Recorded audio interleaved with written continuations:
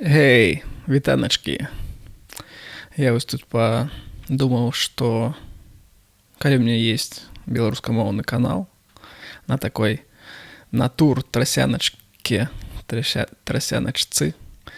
чаму б не записываць сюды якія-небудзь відосікі. Такія размаўляльныя, напэўна. Асноўны контент по самаробкам нейкім я зараз раблю на сваім англамоўным канале. А тут мы можам проста пагутарыць пра то, што ў нас тут адбываецца. Нейкія мае думкі. Вось. На роднай крыху забытай мове. Дык вось, пра што мы з вамі пагутарым? Да проста пра што-небудзь. Па-першае, што у нас тут адбываецца? Я ў Грузіі. І давайте самая мілая гісторыя з Грузіі. Калі мы сюды прыехалі, тут ёсць аўтобусы. Вось, і водители автобуса. Вузенькая вулачка. І адзін аўтобус, і другі аўтобус. Яны сустракаюцца. Адчыняецца акенца. І адзін водитель другому дае некалькі піражкоў. Другі бярэ. Пачынае есці. Зачыняюцца акенца, яны памахалі ручкай і сказалі да пабачэння. Вось гэта, напэўна, адлюстроўвае то, як асноўная частка жыхароў Грузіі адносяцца адзін да аднаго. Ну і наогул нейкі такой вось грузінскі вайб. Гэта не перанапружвацца і неяк суседа свайго пасмактаваць, даць яму пасмакчы піражок, паспрабаваць яго, як ён. Вось, гэта такая мілата. Далей. З маёй каханай хадзілі на беларускамоўны квіз. Вось. І там мы ўзялі з ёй па бутылачцы напоя. Вось. І прыходзе знаёмы і запытвае нас, а колькі каштуе вось гэты напой, што мы ўзялі. Вось. Я адказваю, што не ведаю. Не, то есть я яшчэ не плаціў. Вось. А кошт я не пытаў. Вось, на бары. І ён спрашивае, ты што, айтишник, што ли? Вось. То есть кошт не запытваюць айтишнікі толькі. Гэта даволі цікава, я паразважаў, пасмяяўся. Вось. А наконт таго, айтишнікі ці не, то есть наогул я зарабляю грошы тым, што манцірую відео, монтую. Вось. І гэта маё хобі. То есть зараз мы з вамі сустрэліся, таму што з гэтага канала я нічога не зарабляю, але просто мне падабаецца гэтым займацца, ну я нешта ўмею. Вось. І я хадзіў на стендап канцэрцік, вось, да Авечкіна. Гэта рускамоўны стендапер. Вельмі, вельмі забаўна. Вось, і я у яго спытаў, то есть ён запытваў не проста сярод стендапа, што я хачу спытаць, і я спытаў, ці з'яўляецца вось чалавек, які мантуе відэа, таму што сам Авечкін, ён таксама стендапер, але і сам мантуе свае відосы. Вось, я запытаў, ці з'яўляецца такі чалавек айтишнікам? На што? Вот, вось я закончыў фразу. Да? Ці з'яўляецца гэты чалавек, гэтая праца айтишнікам? І зал быў І дзесьці палова зала сказала не.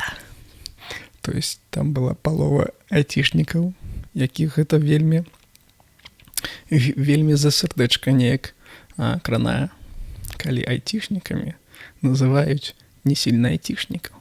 Ну, у гэтым ёсць сэнс, таму што, напрыклад, калі нейкі бухгалтар выкарыстоўвае прыладу на кампутары, можна сказаць, што ён таксама айцішнік.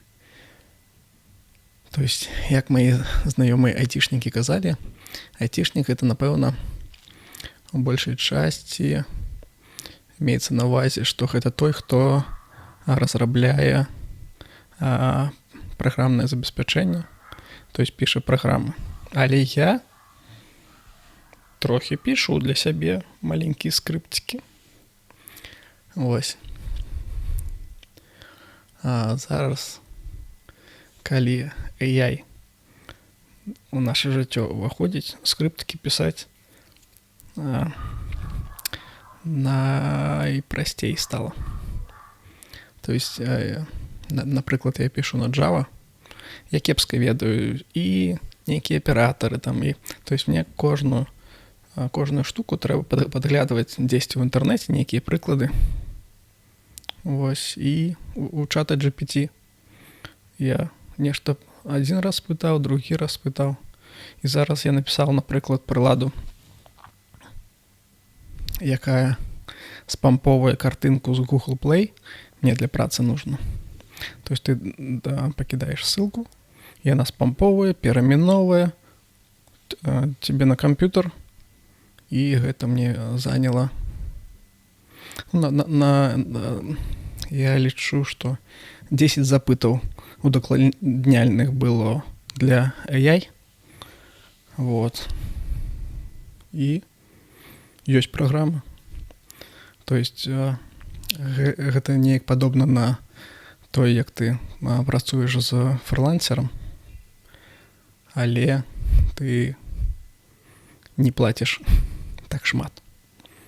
Вось.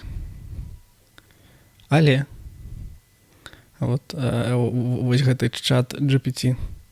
Сёння я запісваў відэо такое забаўляльнае, але я не ведаю, англамоўнае люд наогул зразумее, што гэта шутка, ці не зразумее. То есть я на сваім канале зрабіў відосік на англійскай мове, такі пакаяльна, напэўна, так беларускі павінны ведаць. Пакаяльная, але на будучае і для AI. То есть я кажу, што я буду добрым сябрам, працаўніком для AI, каб ён мяне не забіваў і маю сям'ю. Я не ведаю, наколькі гэта паспрыяе таму, што калі AI стане ўсемагутным, я застануся, не ведаю, у топе чалавецтва, але цікава паразмаўляць, асабліва пасля таго, як ты нейкую песню напісаў з дапамогай AI, а там ты, напрыклад, 4 слова па-руску я напісаў, і яна напісала песню, праграмулька, нават бескаштоўная. І даволі цікава. То есть гэта пужае, але і адкрывае магчымасці. То есть трэба, напэўна, гэта усведамляць, у гэтым крыху разбірацца, таму што яно дапамагае. То есть тое, што раней я нават не думаў рабіць, напрыклад, напісаць сваю музыку. То есть гэта складана было. Трэба ведаць нейкія праграмы, нотную какую-то грамоту і так далей.